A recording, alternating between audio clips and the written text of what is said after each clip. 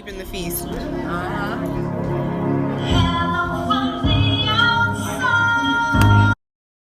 Okay, so we're going to be in Song of Solomon.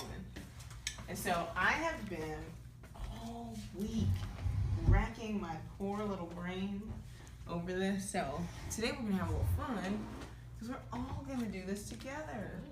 Yes, this is going to be good. It's going to be fun. It'll be fun. Is my yarn? Nope. It'll be fun.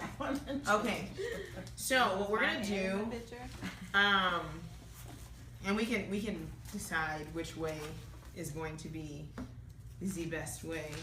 But we can either read through the whole thing, or we can go until we hear something interesting and we can stop. If I had a vote, that'd probably be my vote. But I want to talk about a couple of things first.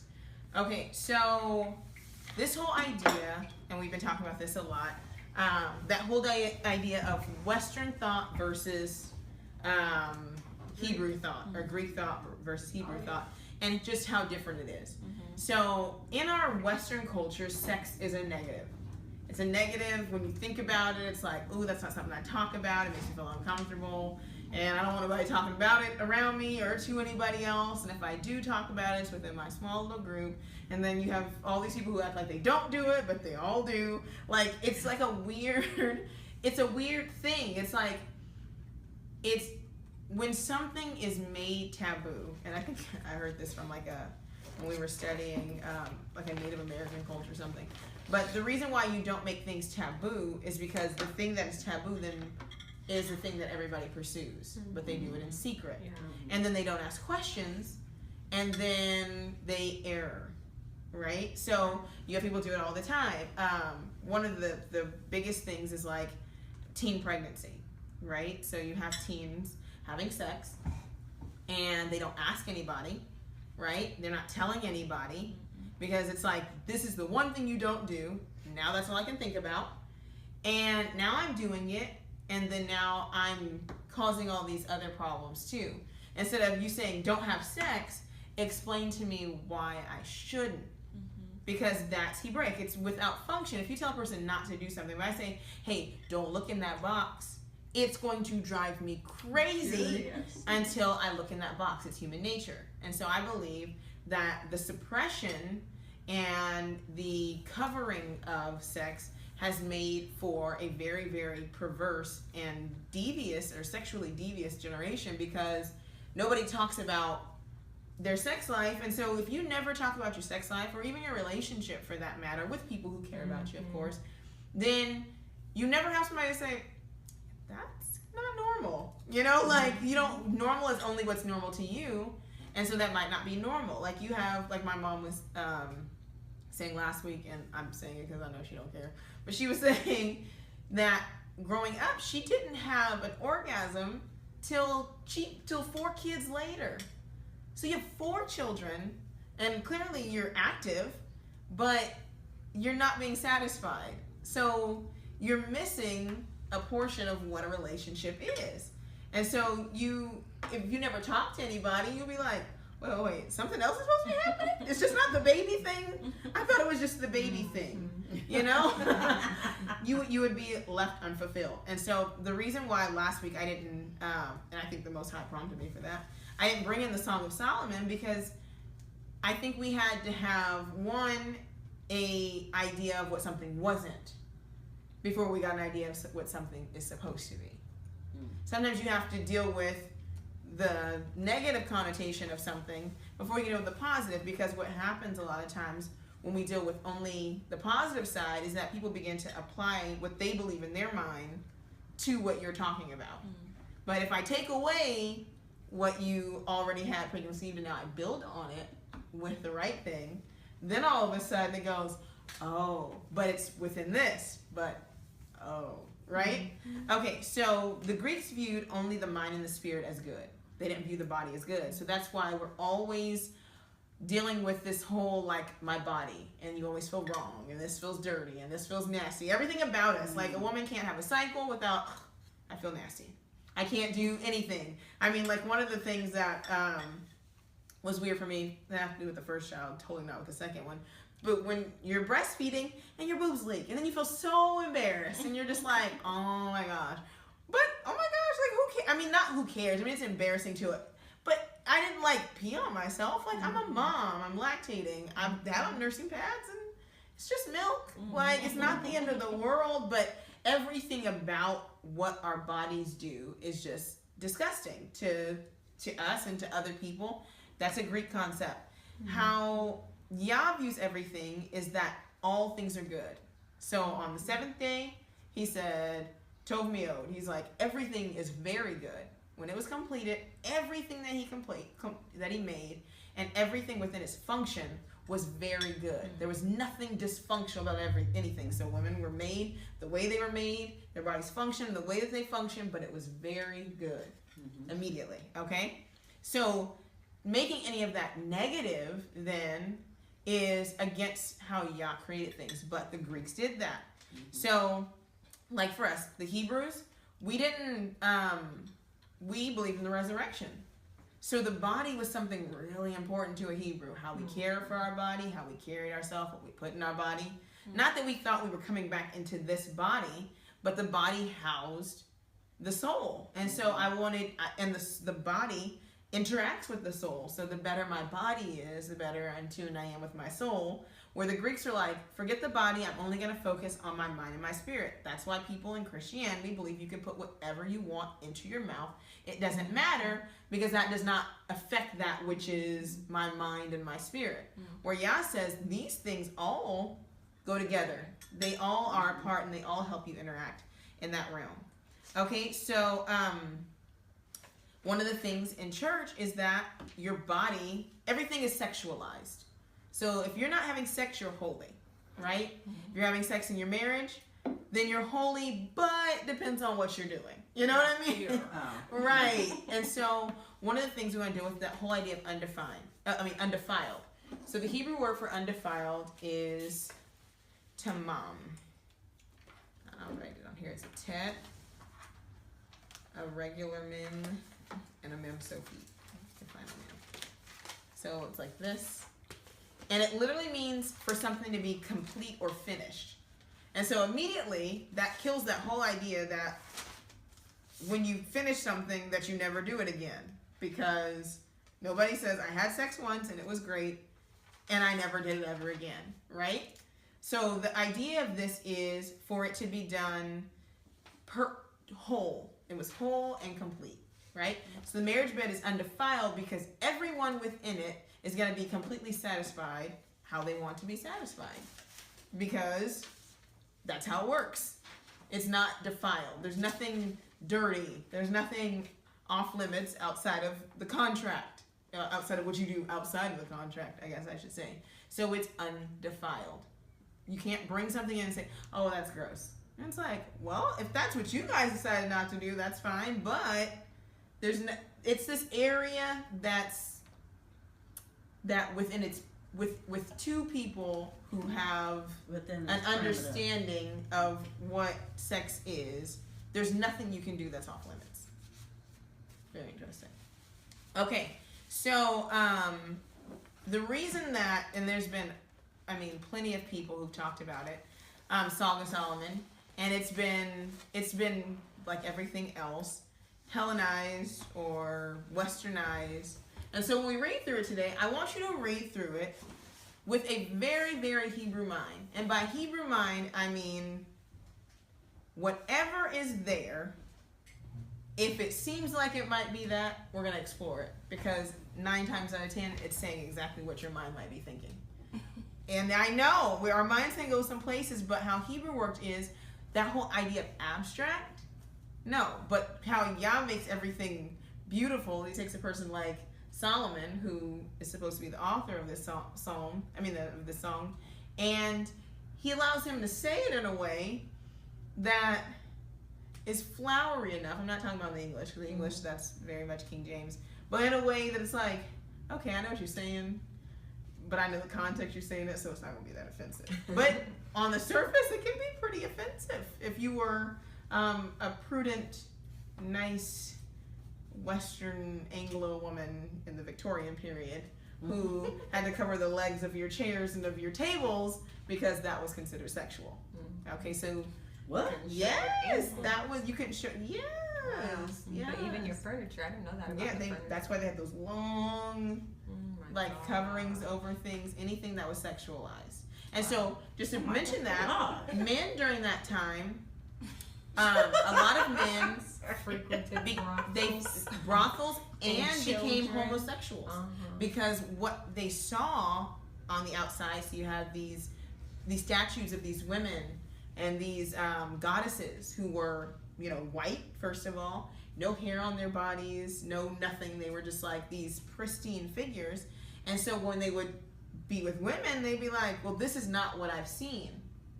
And nobody's told me about this. And so they didn't have, their attraction was not there. Yeah. You see how that works? And it's funny because we have that same thing today. If you don't look like this, then a man's attraction is not there because your idea of what a woman's supposed to look like, what her body's supposed to look like, and how it's supposed to look after children is just tainted because you never see these things. Where in Hebraic culture, that wasn't the case. Men talked about sex to their sons, women taught their daughters how to please their husband, and grandmothers talked about it. It wasn't vulgar, it was a way of life. If you don't talk about it, and you create a deficiency within the marriage, and then it becomes, crazy. All right, so we're going to start at chapter 1, verse 1. Anything that we need to define, I have books out, I have my computer out, so we can go through, and if it's like, okay, what does that mean? Or what does that mean? So, somebody want to start reading? You want me to start? I'll start. Okay. The Song of Songs, which is Solomon's. Let him kiss me with the kiss of his mouth, for thy love is better than wine. Because of the savor of thy good ointments, thy name is as ointment poured forth. Therefore do the virgins love thee. Draw me, we will run after thee. The king hath brought me into his chamber. We will be glad and rejoice in thee. We will remember thy love more than wine. The upright love thee. I am black, but comely, O ye daughters of Jerusalem, as the tents of Kedar, as the curtains of Solomon. Look not upon me because I am black, because the sun hath looked upon me. My mother's children were angry with me. They made me the keeper of the vineyards, but mine own vineyard have I not kept.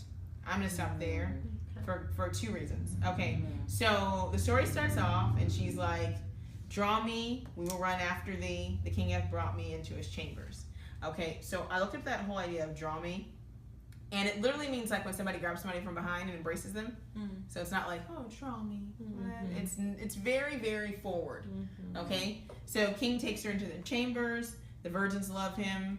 In the Hebrew it says, where it says in verse 3, because the savor of thy good ointment, thy name is ointment poured forth.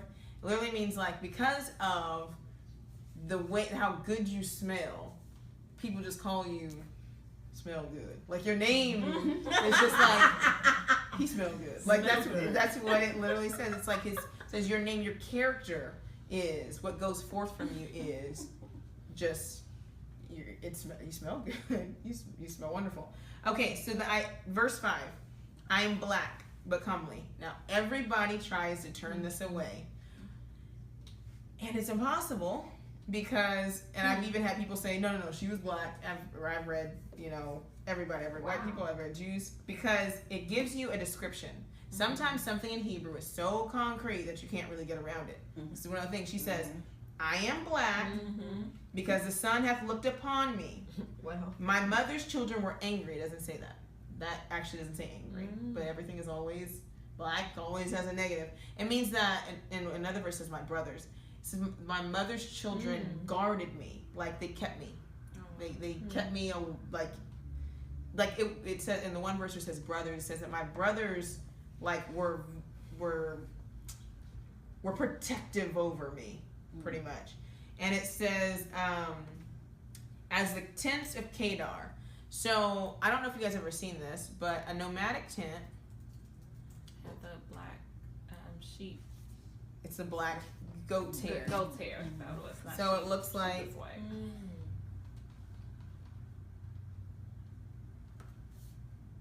right? And so what's very interesting about the goat's hair is that it was the idea Hebrews had, when they talked about the sky, right, and how it looked, so it was stretched out like a tent, the night sky with its hole, and then you could see the light through. Well, the tent, the inside was goat's hair, but it was also skin. So sometimes, you know, the light would come in through the tent. So that was their idea of how the night sky looked. So you have like points of light coming through a black sky. So she was saying, I am black. She wasn't holding back nothing. Okay. And she says, look not upon me because I am black. And does it not say, look not upon me because I am black? Look not upon me. It's not a negative. How it looks sound like it's a negative. In Hebrew, it's just like, don't just look at me for my skin. But it's not saying it like in a negative. I don't know how to explain it. And I guess it's all like, in English. Don't look at me on the outward appearance, but look at the inward. Okay, right. So it says, because the sun hath looked upon me, my mother's children are angry with me, and they made me the keeper of the vineyards, but my own vineyard have I not kept. Okay? So the idea of a vineyard being kept is over time, right? When it wasn't plowed, it would, the top would like harden, right? But when it rained and it was turned over, the goodly parts showed, right? Same thing. So the part of it being unkept means it's never been plowed, is what she's saying. So she's a virgin. Right. Tell me, O thou whom my soul loveth, where thou feedest, where thou makest thy flock to rest at noon. For why should I be as one that turneth aside by the flocks of thy companion? If thou know not, so this is him talking now. If thou know not, O thou fairest among women, go thy way forth by the footsteps of the flock, and feed thy kids beside the shepherd's tents.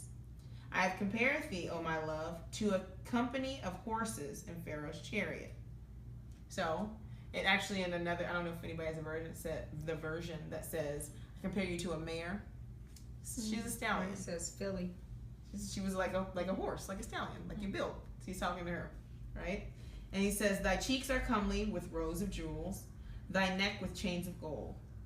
We will make thee borders of gold with studs of silver, with studs of silver. I'd stop where a new paragraph starts. It signifies it. Okay, next paragraph. While the king sitteth at his table, my spikenard sendeth forth the smell thereof. Okay, so another very sexual term. Spikenard is a plant, and yeah, I think you passed that around, or Jasmine passed that around. It has a really nice smell. It has a beautiful smell to it. So one of the things that the ancients believed was that spikenard gave off his scent through these little like hair like things that come off. So what she's saying is, just straightforward. So she's at his table. Remember, they eat in the reclining position. So it's not like I'm sitting here and you're sitting here like the Greeks do, you know? We're at a table. It's relaxed. The tables are low. They sit back. It's a relaxing kind of setting, right? And so she's talking about her perfume or her spikenard, sending it smell thereof. So spikenard is an ointment that's in the Middle East. It's native to India, actually. And one of the writers said that the spikenard plant sends forth this scent as it's stroked or crushed. So she's saying, my body is sending forth this scent because of how you make me feel. It's sending off its pheromones. One of the funniest things ever is there's a video of Erykah Badu, and she's sitting down with the guy Sway, I think his name is. He's like a TV, with the dreads. Right, and so he's like, sitting next to her, he goes, you smell good. What do you got on? She goes, oh, that's just my vagina. I was like, but she was serious. She's like, no, it's my scent. She was like, this is how I smell. And he was like, so they go on this whole long dialogue, and she was like dead serious. She's like very straightforward. She was dead serious. What she was saying is, when you care for your body, right, then you send off certain pheromones. Well, when you're attracted to somebody, then your body does certain things too, and it sends off its own pheromones or its scent. And so she says, my spikenard sendeth forth the smell thereof. A bundle of myrrh is my well-beloved unto me. He shall lie all night betwixt my breasts. My beloved is unto me as a cluster of campfire in the vineyards of En-gedi. So if you've seen, have you ever been out to, well, I live in Madeira. So when they take the, like if they gather wood and they burn in the middle of the field, in the vineyard, right? So her vineyard is her body, right? So if she says he's like a campfire in the vineyard of Engedi, it means there's a hot. Right. There's a Burning fire burning and really hot. right, exactly. And it's being fed. So, behold thou art fair, my beloved, behold thou art fair. Thou hast dove eyes. So doves are a sign of purity. Behold thou art fair, my beloved, yea, pleasant also. Our bed is green, right? The beams of our house are cedar, and our rafters fir. So like they're outside. So they get busy outside too. Like this is like bed is green, and our rafters are cedar and fir. Okay. I am the rose of Sharon and the lily of the valleys. As the lily among thorns, so is my love among the daughters. So she says that I'm the rose of Sharon, right? And so what she's saying is, the rose of Sharon is like, it's a wildflower. So it means that it's everywhere. Like, I'm just one of many. And he's like, oh, no. You're like a lily among thorns. There's nobody else like you. So we're talking about that yesterday, about knowing somebody. So he's knowing her, and he's talking to her, and he's like, encouraging her. She's already like building her up. And so she says, as the apple tree, so she's responding back to him, as the apple tree among the trees of the wood, so is my beloved among the sons. I sat down under his shadow with great delight, and his fruit was sweet to my taste. Anybody want to interpret that? I wrote that. But Men juice. Right, so that idea, she said, I sat down under his shadow. In order for somebody to have a shadow, they have to be over you. They have to be blocking you. So it's very, very, very straightforward. Okay? He brought me to the banquet house, and his banner over me was love. It's pretty straightforward, right? Stay with me with flagons, comfort me with apples, for I am sick of love. So she's like, you have to keep feeding me, because I can't even. What is yours saying? No, go ahead. Oh, okay. No. Oh, okay. And so she's like, I'm sick with love now. Now it's going. His left hand is under my head, and his right hand doth embrace me. So this is a very, very intimate moment. This is not somebody like we were talking about the other day, where they just spit in game trying to get some, right? He's like, no. I'm in love with this person. Like, I'm embracing. It's not just an act, or I'm just not putting off on something. Okay, he says, I charge you, O ye daughters of Jerusalem, by the roes and by the hinds of the field, that ye not stir up nor wake my love till he pleases. Somebody else have another version, because actually that is not the most accurate translation of what that says. I have the LEB. Okay, go for that one. Verse 7. Yes. I adjure you, O maidens of Jerusalem, by the gazelles or by the does of the field, do not arouse or awaken love until it pleases. Okay, I got another one. Anybody else? Do you have another one? Mine says pleases too, but I heard of until it's time before. Right. That's what I'm looking for. Ecclesiastes, Song of Solomon. I'm gonna look on the. I told you guys sometimes. Do not awaken or arouse these feelings until before it's time. It's in Ecclesiastes. Let me see. It says. Go to the next verse. The next book. Sorry, chapter 2. Okay, so it says in this one, I charge you, O ye banot, so it's daughters of Jerusalem, by the gazelles and by the deer of Sedeh, that you arouse nor awaken the love till it pleases, or till its own time. Because what she's saying is, she's like, I'm sick now. I'm sick with love. There's no turning back from this. So I have this fire burning inside of me. I want to do these things. Don't you do this before it's time, because, okay. So it says, the voice of my beloved, behold, he cometh, leaping upon the mountains and skipping upon the hills. My beloved is like a roe or a young hart. Behold, he standeth behind our wall. He looketh forth at the windows, showing himself through the lattice. My beloved spake and said unto me, rise up, my love, my fair one, and come away. For lo, the winter is past, the rain is over and gone. The flowers appear on the earth, The time of the singing birds is come, and the voice of the turtle dove, I think it says in most of them, is heard in our land.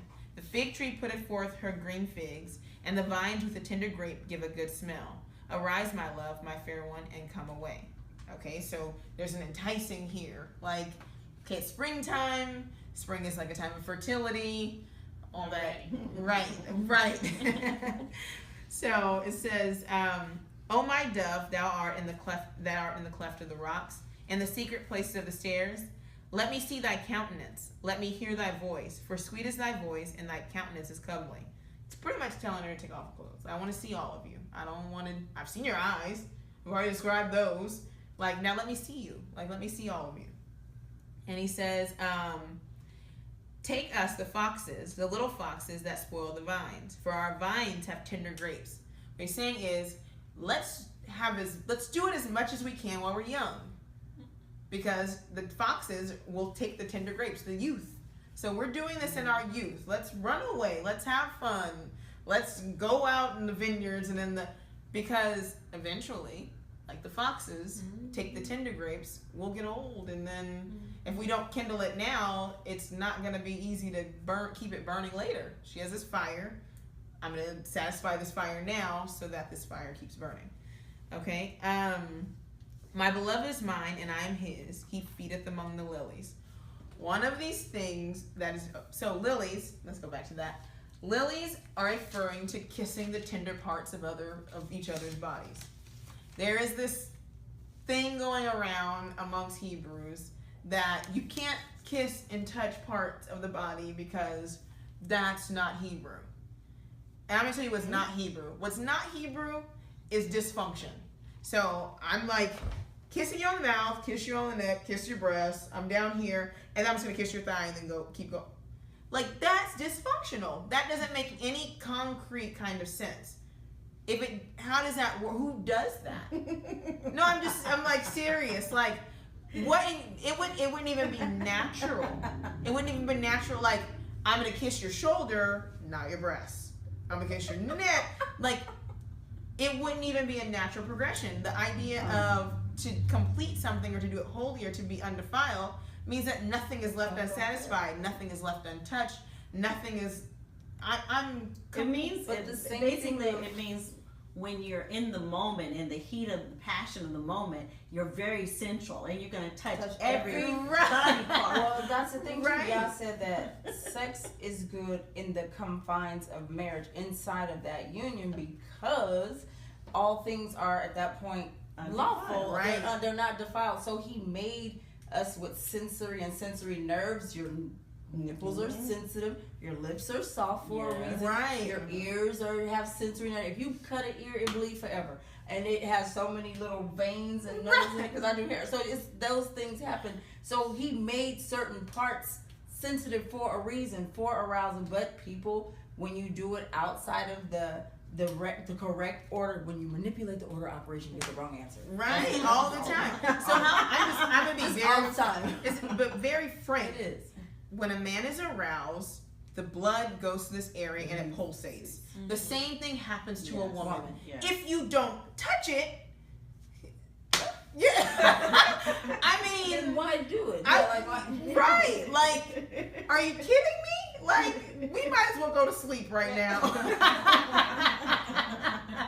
Act like nothing ever happened. Right? Exactly. Like the first thing a man does is like why? Because something's happening, and I need you to do something with right. Yeah. So what if you just don't touch it though? But that's why You you touch it, just from your roll own over. sister. Like, right? It makes no logical sense. That doesn't make any sense at all.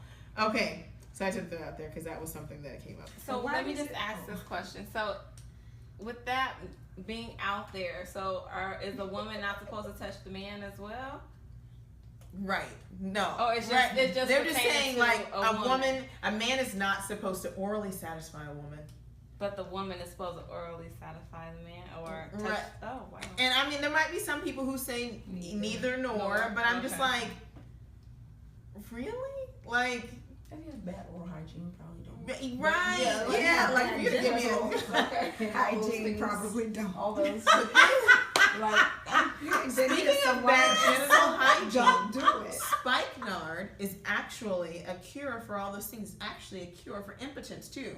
So she says, my lady parts send forth a scent like spikenard, which means that It cures. it's gonna make yours do something too. It's very interesting. So spikenard in ancient culture actually healed. It actually heals uterine problems too. So if women have like irregular periods, all those things, spikenard heals. So you can ingest it. It helps with your helps with elimination, and it does it in a way that also keeps your intestines lubricated instead of dragging them out like a lot of other things. So if you want to look up some of the properties of spikenard, it's an all-together healer, which is interesting that she says that her scent is like spikenard. It'll heal your whole body. So she's not actually talking about spikenard. She's likening her scent to that. Both, I think. I think it's both. Because Okay. he's gonna go in and talk about what she actually smells like, and I believe it's in there. So this is my favorite part. So I'm I sorry. just had a question Go on ahead. 16. What are we supposed to get from he feeds his flock among the lilies? Like you explained the lilies, but his flock, I'm not understanding. Oh, mine doesn't say that. Mine just says he feedeth among the lilies. So I think it means he feedeth among the lilies Okay. in every way he wants to, I guess. Yeah, because I think a lot of that is to cover up the very, very forwardness of how this is, because this next verse is getting ready to be very forward. So 17. Until the day break and the shadows flee away, turn, my beloved, and be thou like a roe or a young hart upon the mountains of Bethair. Do I need to explain that? All night long. But he said, and turn. So turning around is not against Torah either. So he's like, turn and let me be like this roe, this stag on this mountain all night long till daybreak. It's there. Oh, I'm like Paul Mooney. I'm serious. I couldn't make this up if I tried. Okay, 3. By night on my bed I sought him whom my soul loveth. I sought him and I found him not. I will rise now and go about the broad ways. I will seek him whom my soul loveth. I sought him, but I found him not. The watchmen that go about the city found me, to whom I said, saw ye him whom my soul loveth? It was but a little that I passed from them, but I found him whom my soul loveth. I held him and would not let him go, until I brought him into my mother's house and into the chamber of her that conceived me. I charge you, O daughters of Jerusalem, by the roes and by the hinds of the field, that ye stir not up, nor wake my love till he pleases. Who is this that cometh out of the wilderness like pillars of smoke, perfumed with myrrh and frankincense, with all powders of the merchant?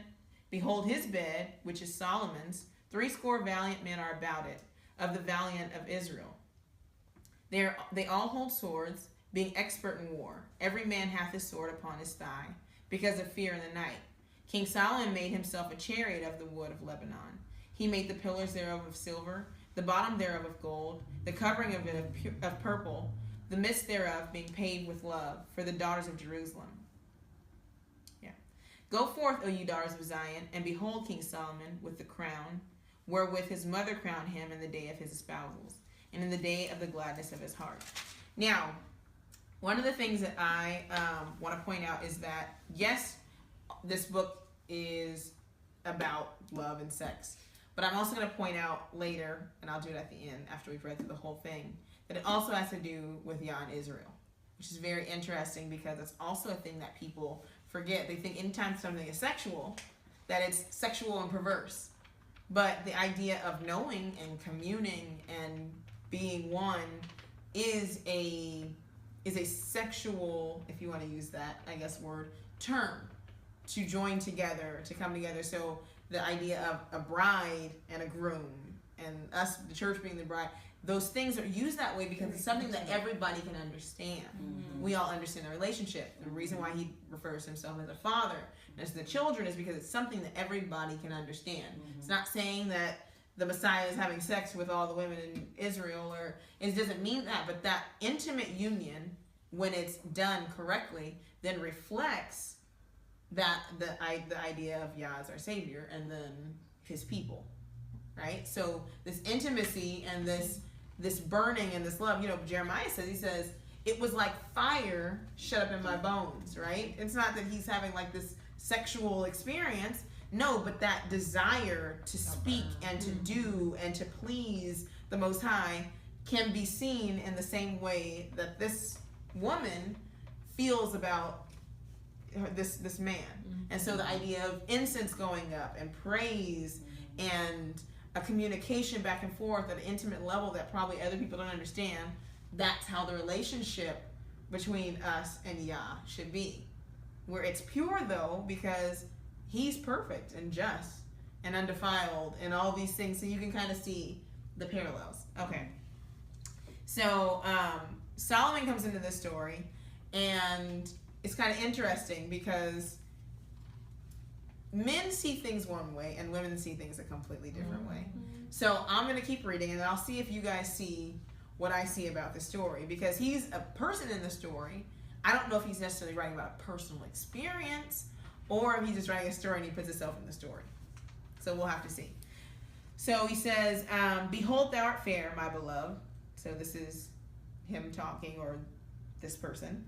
Thou hast dove eyes within thy locks. Thy hair is as a flock of goats that appear from Mount Gilead. Thy teeth are like a flock of sheep that are even shorn, which came up from the washing whereof every one bear twins, and none is barren among them. You're not missing no teeth. You're not snaggle. The lips are like a thread of scarlet, and thy speech is comely. Thy temples are like a piece of a pomegranate within thy locks. Thy neck is like the Tower of David. Build it for an armory, whereon there hang 1,000 buckles, all shields of mighty men. Thy two breasts are like two young roes that are twins, which feed among the lilies. If you look up baby deer, it's very, very interesting. She has big boobs.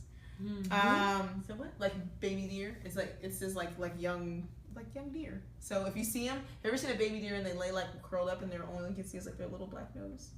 Okay, I'll show you. Why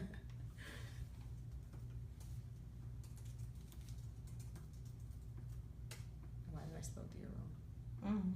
You take the task. Like deer. Okay. All right, this is the one. All right, very descriptive, right? Like your brown boobs with a little nipple. Like you see how he's like laid up and his little nose is right there. It's like, okay. right. So there's like a billion pictures. If you go through online and you look at baby deer, though, they look like a little boob, like a little. I'm trying to find another one. Oh, maybe not. Anyways, you get the picture. Okay, so he says, thy lips are like a thread of scarlet, and thy speech is comely. Thy temples are like a piece of a pomegranate within thy locks. Thy neck is like the Tower of David. Build it for an armory, wherein there hang 1,000 bucklers, all shielded of mighty men. Thy two breasts are like young roes that are twins, which feed among the lilies. Until the day break and the shadows flee away, I will get me to the mountain of myrrh and to the hill of frankincense. Thou art all fair, my love, there is no spot in thee. Come with me from Lebanon, my spouse, with me from Lebanon. Look from the top of Amanah, from the top of Shinir and Hermon, from the lion's dens, from the mountains of the leopards. Thou hast ravished my heart, my sister, my spouse. Thou hast ravished my heart with one of thine eyes, with one chain of thy neck. She winked. How fair is thy love, my sister, my spouse? How much better is thy love than wine, and the smell of thine ointments than all spices? Thy lips, O my spouse, drop as a honeycomb. Honey and milk are under thy tongue, and the smell of thy garments is like the smell of Lebanon. That's not somebody playing coy. I mean, if you're kissing and you know my mouth tastes like honey, you're not just like, oh, yeah, that's no. They're kissing. Is it under your tongue? Right. Right. A garden enclosed is my sister, my spouse. A spring shut up, a fountain sealed.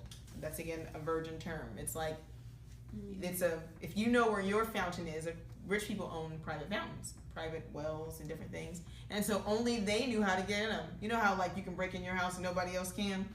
It's the same kind of thing. So it's sealed up. It's concealed. It's only for the person who knows how to open it, right? And so she says, thy plants are an orchard of pomegranates, with pleasant fruits, camphire with spikenard and saffron, calamus and cinnamon, with all the trees of frankincense and myrrh, and aloes with all the chief spices. All the good stuff you smell like and you put off.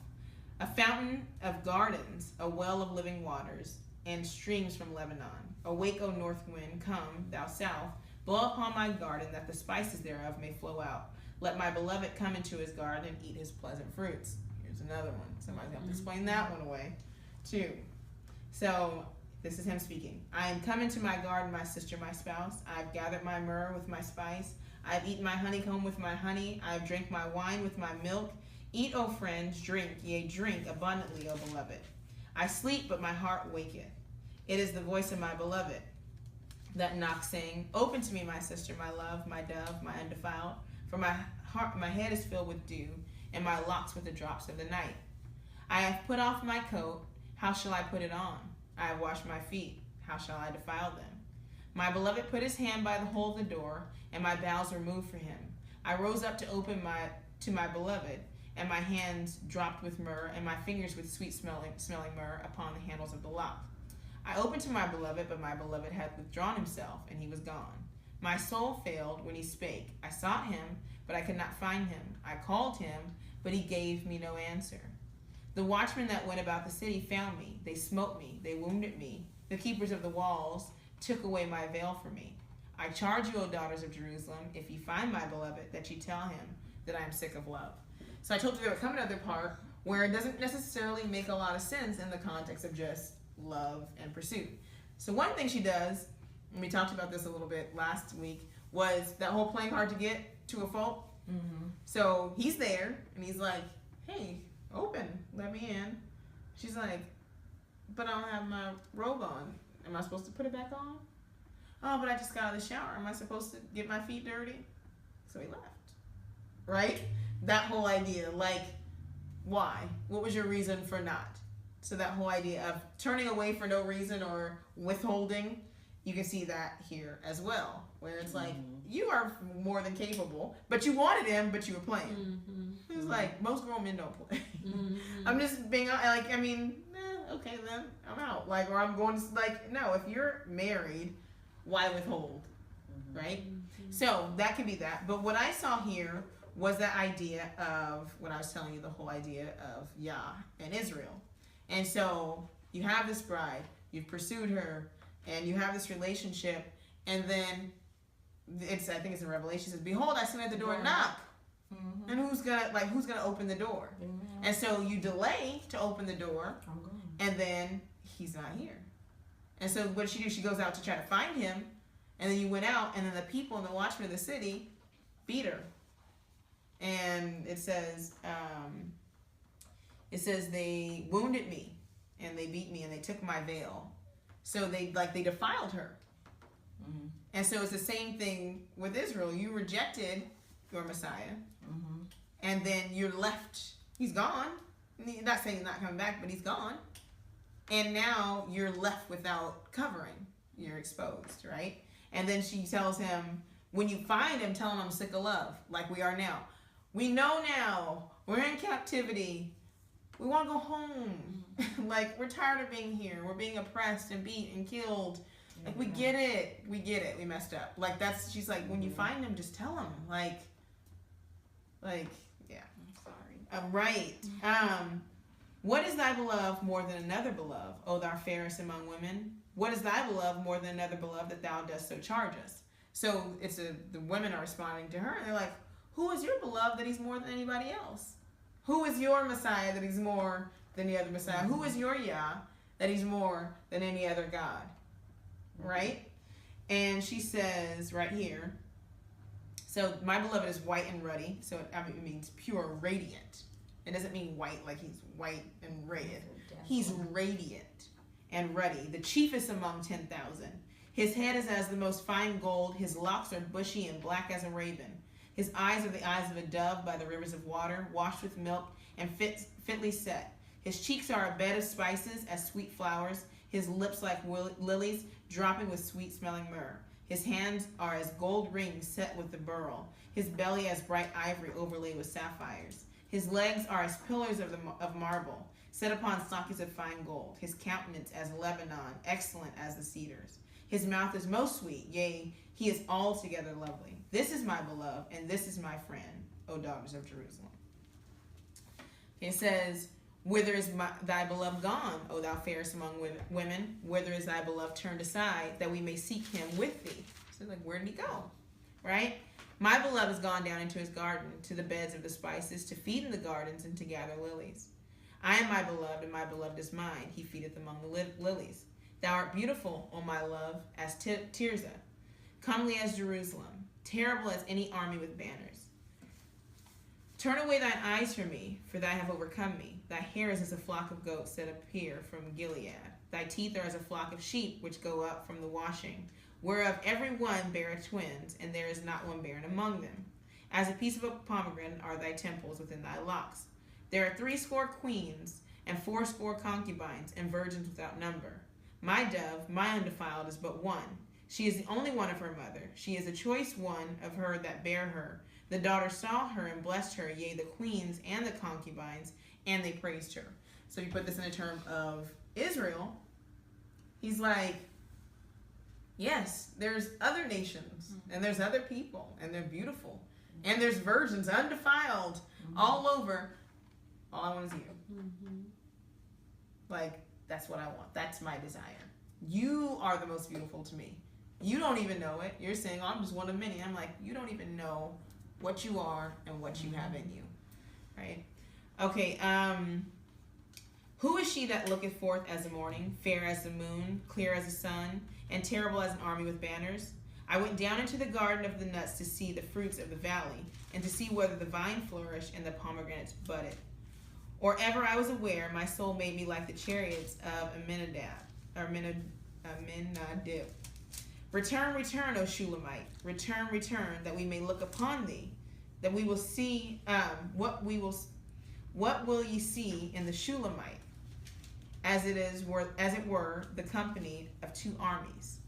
So he's like, return. So Shulamite, people have said she was from this place, but my understanding is, you know how tribes, people are called after the name of their tribe? So you have Amorites, Jebusites.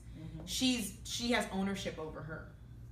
So she is this woman of peace. So Shlomo, his name was a peace.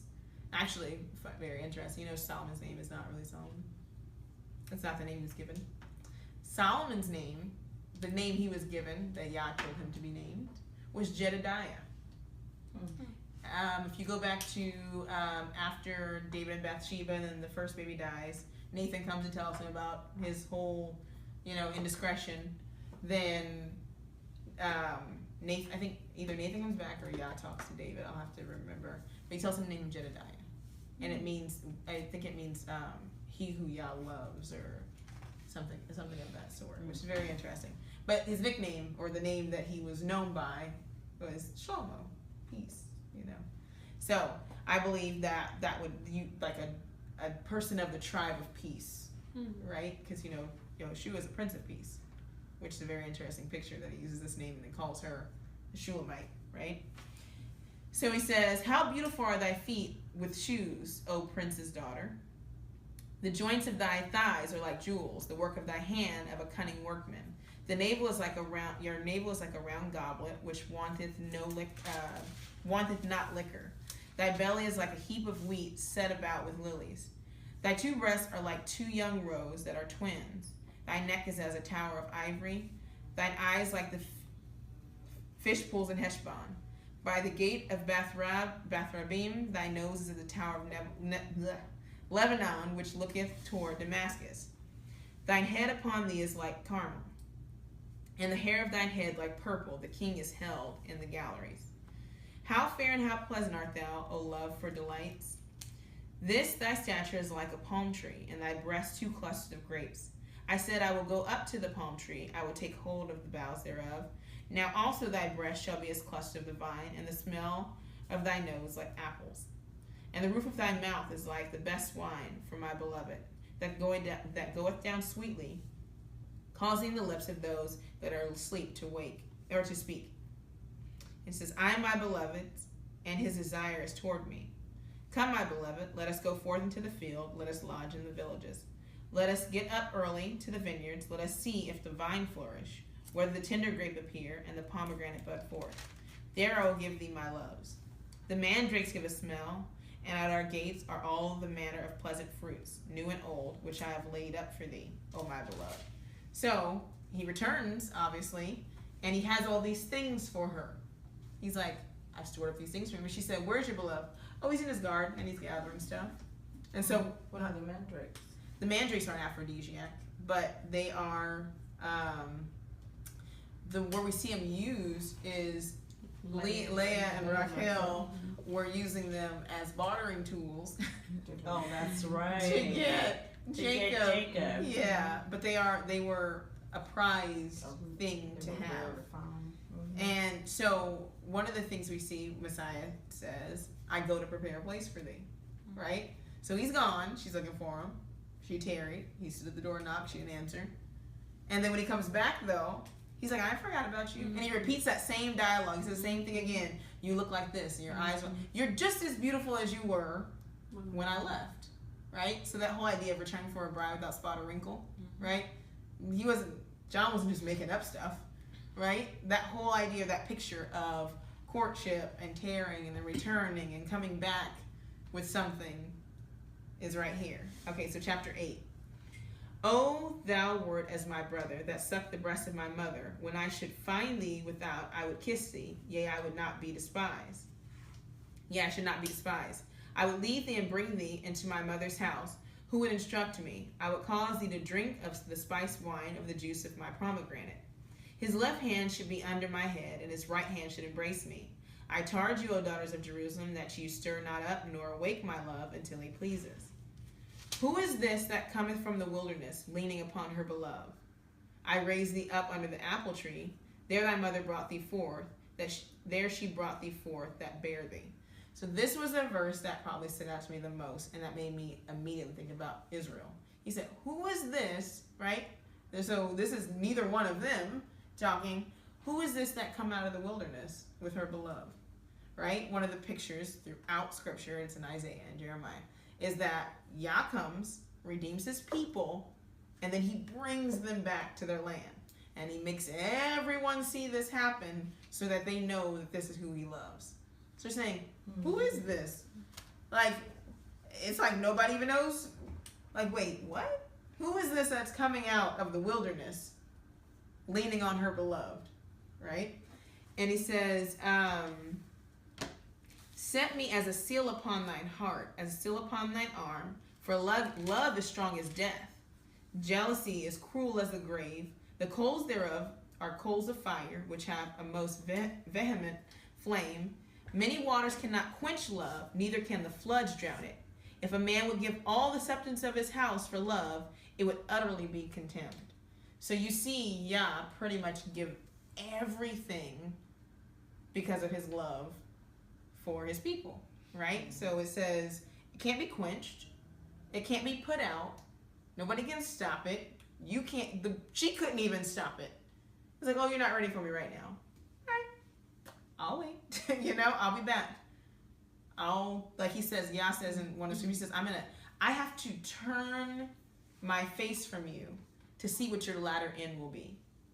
And he says, I'm gonna let whatever's gonna happen, and I have to not deal with it to see what your latter end will be. And it's almost the same here, where he's like, okay, I'm gonna turn away, but I'm gonna come back when you call out for me. And when she does, and she sends out people, call, ask, let's search, let's find, then he returns.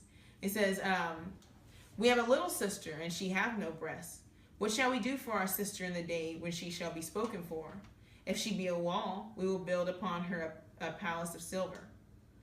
And if she be a door, we will enclose her with boards of cedar. I am a wall, and my breasts like towers. Then was I in his eyes as one that found favor. Solomon had a vineyard at Bahamon. He let out the vineyard unto keepers. Every one for the fruit thereof was to bring 1,000 pieces of silver. My vineyard, which is mine, is before me.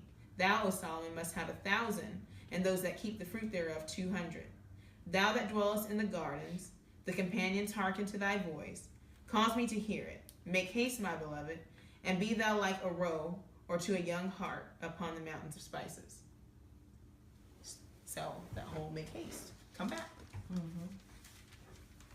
So you see how Solomon takes something and he kind of draws you into the story, and then it starts to change and you're like, wait, but what happened? But he was laying down a picture to show something. His wisdom pretty much prophesied from the beginning to the end the complete picture of Yah's relationship with his people. But he did it through a pursuing love that pretty much everybody could understand. I thought that was interesting. So you see how love pursues? Like, no love, nobody should be in anything short of that. Which is pretty much that whole idea. It's like, oh, like Christ loves the church. Like, easily that's how it's supposed to be, because anything less than that is kind of a waste of time. It's been so distorted, though, when that is rare. You know, like my sister and I talk about the couples that we watched growing up, and you know, our dad had 8 siblings, and then when you look at the marriages of all those people, you know, only one is a good example. They're still together and not like, and we still together, Right? But they're happily married. They love each other, and there's just been, you know, such distortion in why people come together and how, and you know, then the damage of the roles. So then the roles aren't appropriate or how they were meant to be, and so that causes damage in the relationship. And you know, just as we were reading, sometimes I find, you know, with the taping, I don't ask questions like I do because I don't want to. No, you have to. Everybody else wants to. Everybody wants to hear the questions. The only reason why I even recorded this one is because I reposted the last one, so I was like, I have to follow up. No, and Okay. it is good, but you know, I don't want to just constantly interrupt and, you know, the audience. I mean, actually, let me turn it off so we can. I can't. Right. But Who is that? right, but just the distortion. I find myself still trying to get back to what the